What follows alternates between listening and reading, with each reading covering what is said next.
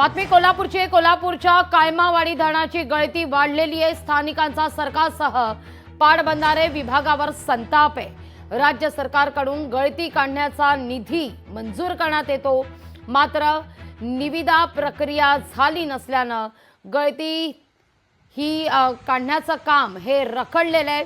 गळती थांबवण्याचं काम हे रखडलेलं आहे।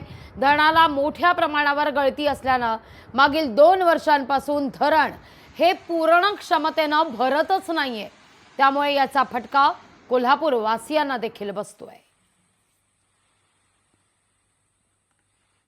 जर त्या धरणाला चुकून काही धोका झाला तर फार मोठे शेतकऱ्यांचं आणि त्या दुधगंगा आणि वेदगंगा नदीकाठाला जी काही गावं आहेत त्या गावांची फार मोठी हानी होणार आहे आणि आर्थिक नुकसान सुद्धा फार मोठं सहन करावं लागणार आहे। माझी शासन आणि प्रशासनाला आणि पाटबंधारे विभागाला एक नम्र विनंती आहे की कोणत्याही परिस्थितीमध्ये तात्काळ त्या धरणाची दुरुस्ती करावी।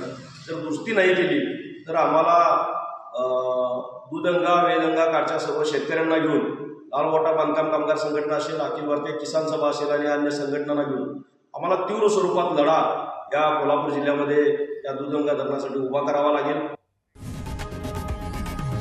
लोकशाही मराठी ऐका, पहा, जागरूक रहा।